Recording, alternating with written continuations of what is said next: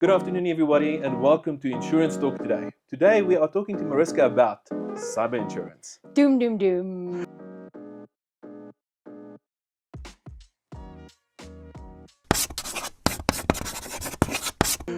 The dreaded word cyber insurance. So, Mariska, when we look at cyber insurance, we know it's an interesting topic for us to always talk about, especially when we look at currently what is happening in South African environment today. So, I think before we actually delve too deep into it, what is some of the stats that is happening today in cyber? Francois, as you know, all our bigger companies out there have the infrastructure to look after their policies' cyber exposure. But 43% of the smaller business out there, those are the ones who are most at risk. Okay. 43% of the companies out there don't have the IT infrastructure to keep their network secure. So that is where we want to reach out to that. To that market. Exactly. Okay. In order for us to offer them, our guidance, our expertise, because those are the ones who really do need an extra layer of protection. Hey, Yeah. an extra layer of protection. Exactly. So you said like 43% of sort of the South African businesses, I take it this is your small, medium enterprises. Exactly, yes. That is really coming up in the market, doesn't really have that cyber insurance.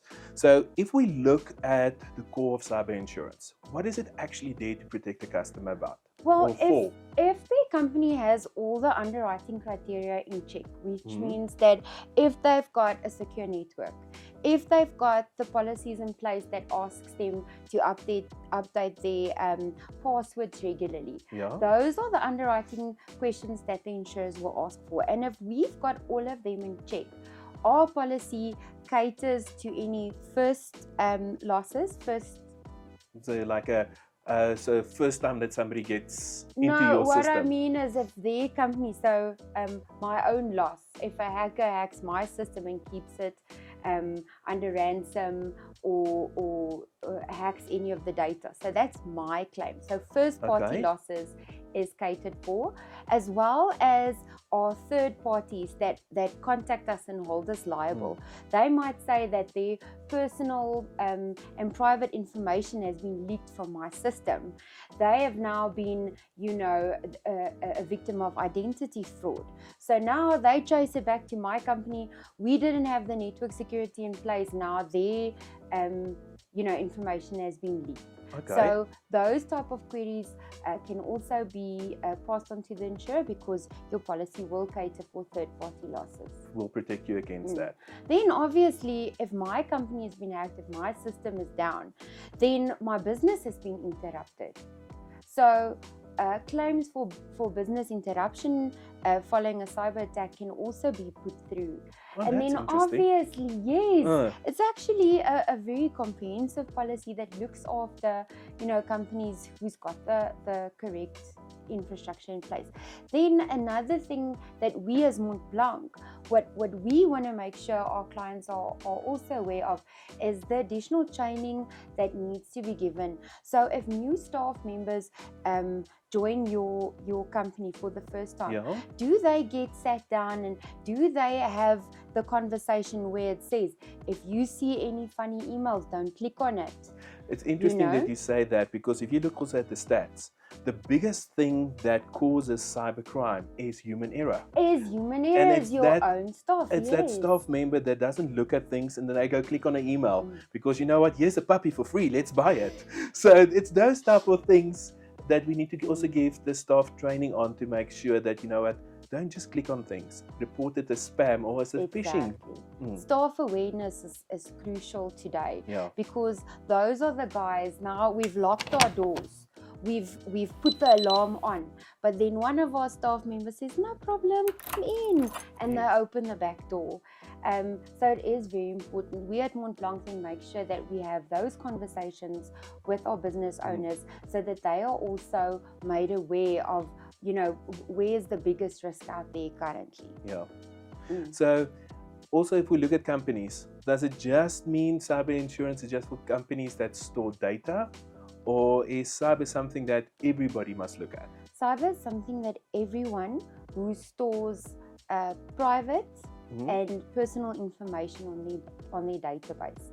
Cyber information is not just limited to that, because now you must understand on let's say our company's database, we also have the information of like our suppliers, people that we work with. So it's not just, you know, people's private and personal information. Exactly. It's also that of the company. Okay. So, you know, the scallums out there, they really try and find any which way to get into an organization and to be able to find that weak link. So let me explain to you what can happen. A hacker can hack into my, let's say, my calendar. Now through my calendar, they can access our organization's calendars. They can then see my decision maker has a Cape Town trip on Friday at 4 o'clock. So now, when are they going to phone, you know, the accountant? Or not phone, email the accountant. They will make like it's from your decision maker. Hi, Daneline, can you please release 50,000 Rand into this account? Urgently do the following for me. But now the decision maker is on a flight. He's in flight. You can't take calls. She can't phone him to verify, to check. But they do it so strategically. It's like that hour before the bank closes. And now Daneline takes the decision to release the money. Fraudulent fund transfers because she couldn't verify the transaction over the phone. Again, a human error component. But do you know what I mean? The scallum is so scallum that he uses the tools through your database, things like your calendar, those things that people don't think about. So these guys are actually master researchers. So they research you before they even look at coming at you. Exactly. Okay. It gives us interesting things to think about, because how many times, if we've got to look at it, have you clicked on an email before where it looked too good to be true? I might have happened, but you know, I double check the email address now. I don't just see, oh, it's from Nicola. I know Nicola's email address is supposed to look a certain way, but they're so clever. It says Nicola dot. Yes, small things. Small things. You really have to be vigilant not to open anything suspicious or from a source that is unknown. Yeah. So if you can give the audience some tips and tricks, because we all love good tips and tricks.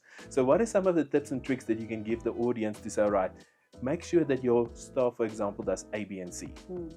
What are some of those things that you want to share?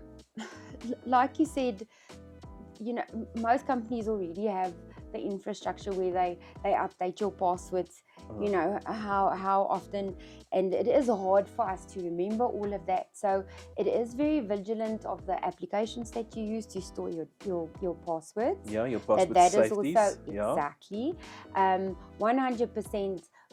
More often they're not training with your staff, just so that they are constantly made aware. Nicola always says, you know, see something, say something. So we within our organization normally would send a screenshot of an email. Guys, don't open this one, it's suspicious. So in that sense, you know, the more you can do, the better. What I would say, and I would urge any of our business owners out there, should they want some guidance on their cyber security, to comment in our comment section, cyber.